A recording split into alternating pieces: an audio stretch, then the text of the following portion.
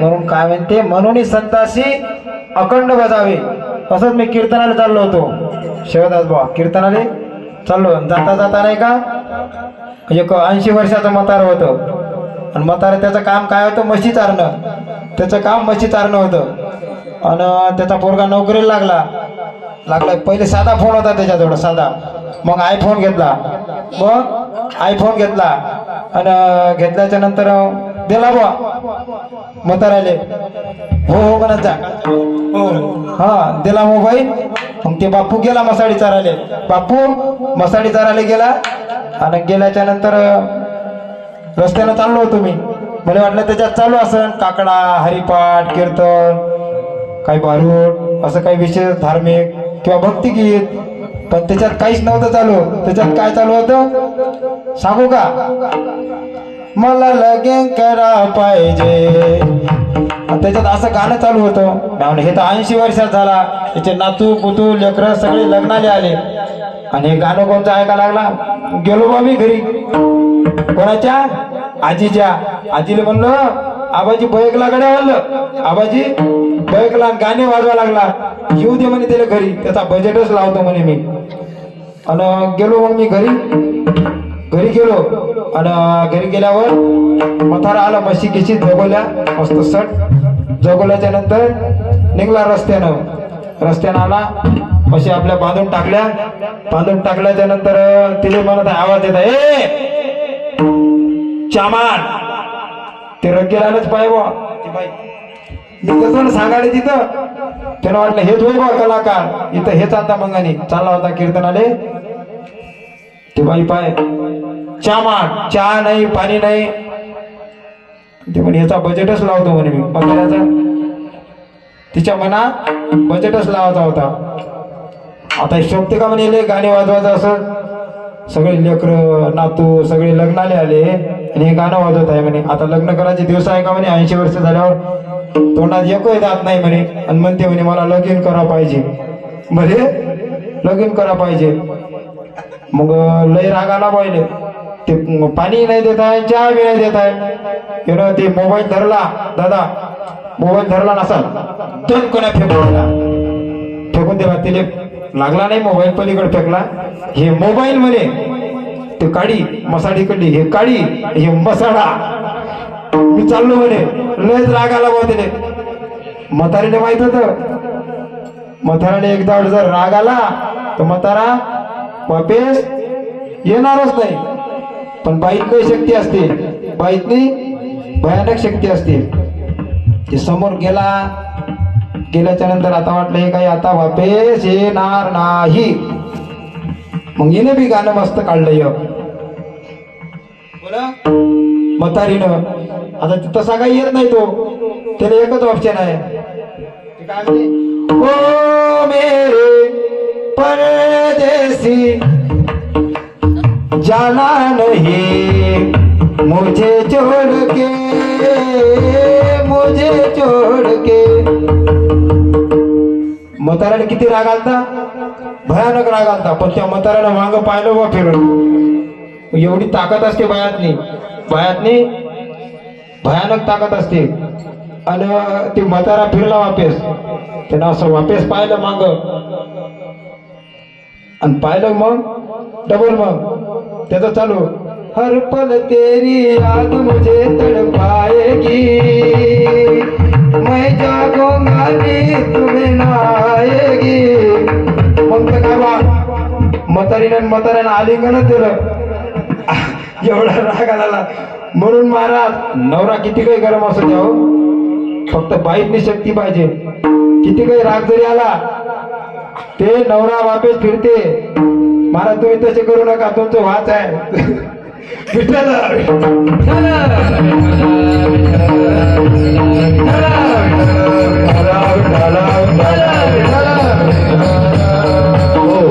म्हणून महाराज बाईतनी लय शक्ती असते. किंवा आधी शक्ती मुक्ता बाई दाशी जणी लागे बाई.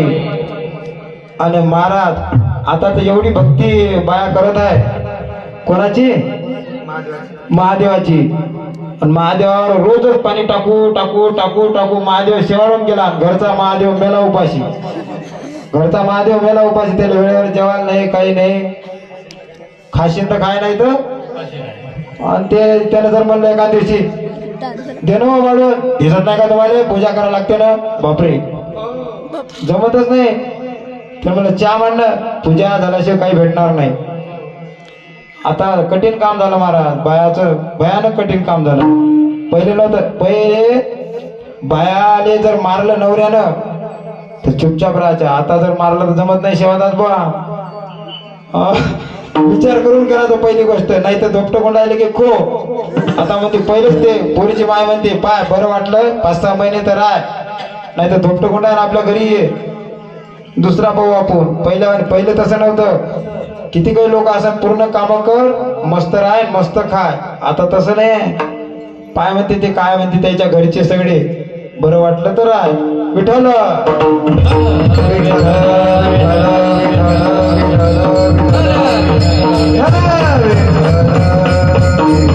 हो. म्हणून महाराज असे दोघं नवरा बायको होती, दोघं नवरा बायको होती. आणि ते शेजारचे म्हणे अहो याची कवाच भांडणं होत नाही म्हणे, याची कधीच भांडणं होत नाही म्हणे. आणि ते तर नेहमी हसत राहते म्हणे. पण ते काऊन हसत राहते त्याला माहित होतं का? ते काय करायचं आहे शेवादास बुवा, आणि ते स्वयंपाक करायला लागले हे जवळच आहे. आणि त्यानं कानपाटी ठेवली ते बेलनं फेकून मारायचं आहे. त्या इकडे तिकडे केलं एकामेकाला मारायचं आहे, पण हसत आहे. तर बाजू त्याला वाटते किती आनंदाने राहते बाबा, आपल्या इथे नेहमी मार धोडत राहते, मरणाचा मारते म्हणे माझ्या नवरा. यायचं चालू एकामेकाला मस्त हसा लागले, एकामेकाला मारू मारू मारू मारू. ते तिकून बेलनं इकून गिलास. एक गाणं जोडलेलं आहे नवीन आमच्या गुरुजीनं. हो गंगू शेजारीनं तिचं माझं भांडण, गंगू शेजारीनं तिचं माझं भांडण, भांडणामध्ये काढले हाल, तुझा पती हाय का नाही का. मग काय म्हणे अशा टोचून बोलतात बायका. हे नवरा काय म्हणे तुझी बडबडी थांबत की नाही ग, दारू सोडू मी कशाच्या पाय ग. तुझी बडबडी थांबत की नाही ग, दारू सोडू मी कशाच्या पाय ग. तिच्या टेन्शन पाय मग दारू घ्यायचं आहे ना, तू बडबड करू नको बा. काही काही बाया नाही का आता आपल्या नवऱ्याला बायको होती, इच्छा नाही बरं. आमच्या इकडली गोष्ट सांगत आहो. ते चांगला असताना त्याला जर सगळ्या गोष्टी वेळेवर दिल्या, जेवण खाऊन, एखाद्या बऱ्याने राग येते, दिवसभर काम करून थकून येते, प्रेमानं बोला ना, प्रेमाने गिलास भरून पाणी द्या. आपलं तसं नाही, तुम्ही घ्या आणि मला द्या, तुम्ही जेवायला घ्या आणि मला वाढून द्या. तसं मग असं भांडण होणार आहे. म्हणून गंगू शेजारीनं तिचं माझं भांडण, भांडणामध्ये काढलेले हाल, तुझा पती आहे का नाही का, अशा टोचून बोलतात बायका. मग ते म्हणते ना तुझी बडबडी थांबते की नाही ग, दारू सोडू मी कशा. म्हणून याच्या व्यसनाच्या आहारी लागले. विठ्ठल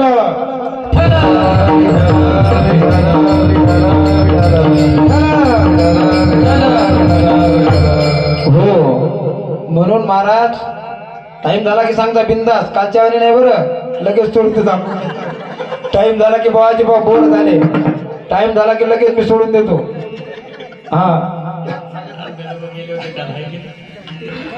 आणि महाराज असंच आमच्या इथे एका जणानं वावर पेरलं बा वावर पेरलं आणि ते मग त्याच्यावर पाणी आलं मी म्हणलं काय मस्त जमलं का तू आलं एक नंबर जमलं कडा म्हणलं त्याच्यावर पाणी आलं त्याचं पेरणं एक नंबर जमलं म्हणलं त्यानं म्हणा देवाची कृपा आई वडिलाचा आशीर्वाद संताचा आशीर्वाद म्हणणं ते म्हणे मग महाराज तुमच्या एका छात्यावर गोटा ठेवून पेरा लागते म्हणे छात्यावर गोटा बापरे म्हणलं काहूनच बोललो असं याच्या संग बा काय चुकी झाली मायावाली पण संतांनी बोललेलं सहन नाही होत सहन नाही झालं जो पाण्यानं बटन दाबलं पाणीच पाणी पाणीच पाणी पाणीच पाणी पाणीच पाणी मग पाहत आता काय सोयाबीन लेको तुरी लेको कापसा लेको सगळ्या लेको गेला कोमा मग भेटला म्हणे राम राम महाराज राम राम शोभलं का महाराज तुमच्या देवाले मला पहिले काऊन म्हणे तू छात्यावर गोटा घेणं मला आता बाबूचं खोड पहिले तर म्हणे छात्यावर गोटा कुणाला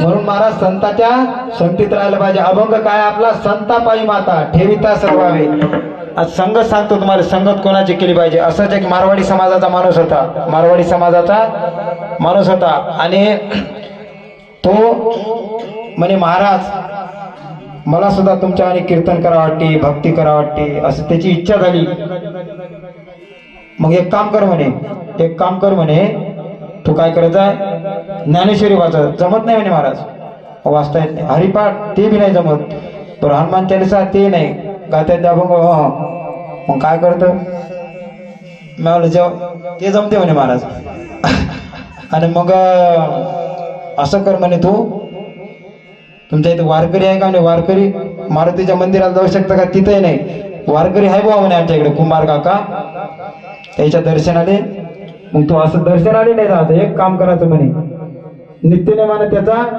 टिळा पाहायचा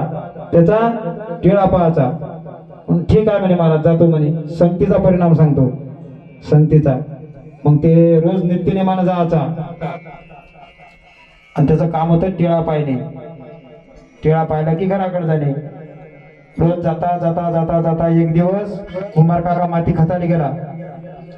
काका माती खताला गेल्याच्या नंतर त्याचं खतणं चालू आणि आवाज यायला लागला काका कुठे गेले ते म्हणे आत्ताच गेले माती खताले ठीक आहे मग हे गेला वावरात गडी मारवाडी समाजाचा माणूस गेल्याच्या नंतर लगेच आवाज द्यायला लागला ओ कुंभार काका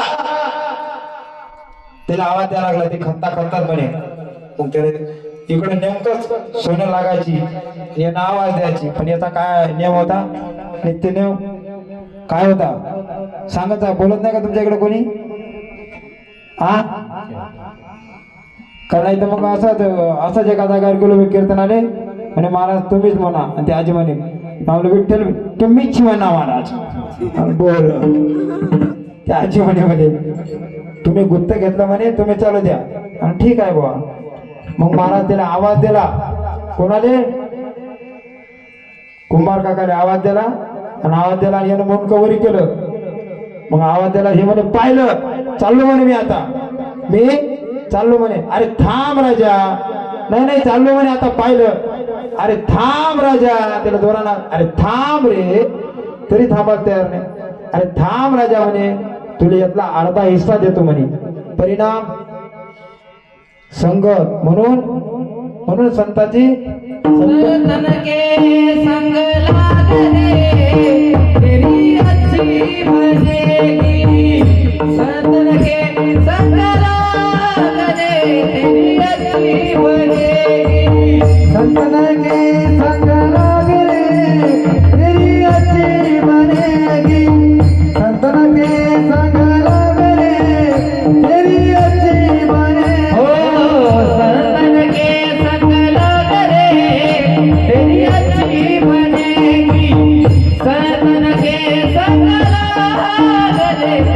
अच्छी बनेगी संतना के संग लाग रे तेरी अच्छी बनेगी संतना के संग लाग रे तेरी अच्छी बनेगी अच्छी बनेगी तेरी बिगड़ी सजेगी अच्छी बनेगी तेरी बिगड़ी बनेगी अच्छी बनेगी तेरी बिगड़ी सजेगी अच्छी बनेगी तेरी बिगड़ी बनेगी संतन के संग लग रे तेरी अच्छी बनेगी संतन के संग लग रे तेरी अच्छी बनेगी संतना के संग लाग रे तेरी अच्छी बनेगी संतना के संग लाग रे तेरी अच्छी बनेगी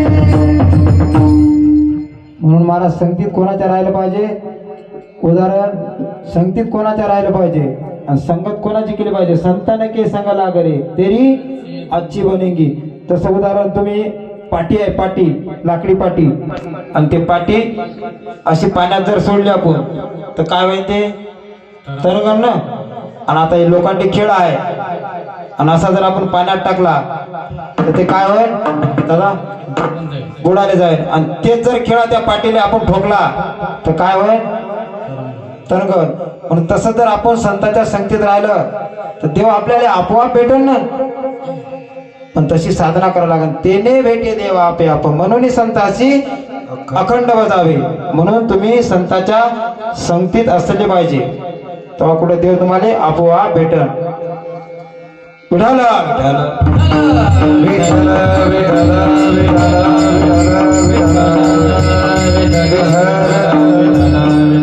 हो संताचा परिणाम झाली का सेटिंग विठ्ठल विठ्ठल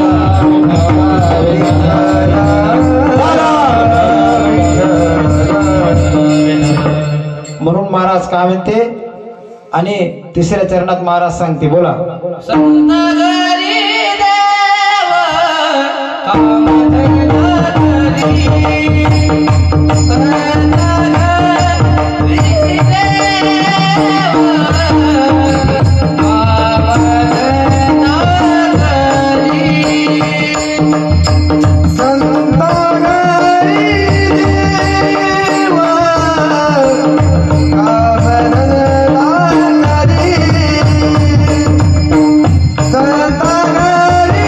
देव कामधेनु घरी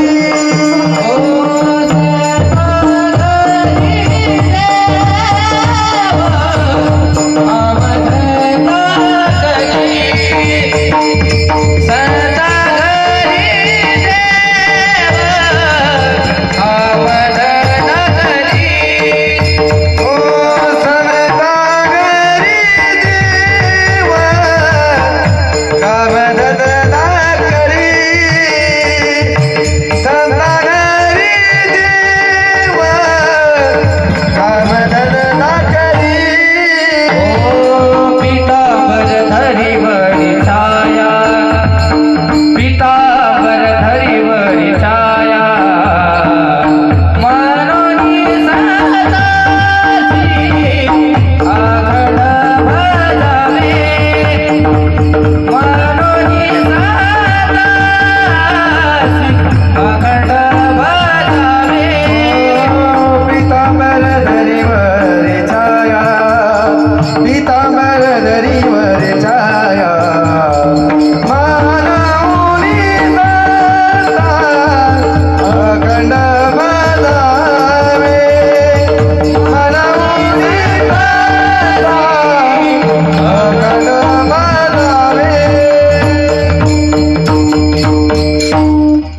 महाराज काय म्हणते संता घरी देव काम धंदा करी पितांबर धरी वरी छाया नाथ महाराजाच्या घरी भगवंतानं कावडीनं पाणी भरलं कावडीने चक्र पाणी वाहे कावडीने जाए चक्र पाणी वाहे अनन्य भक्ती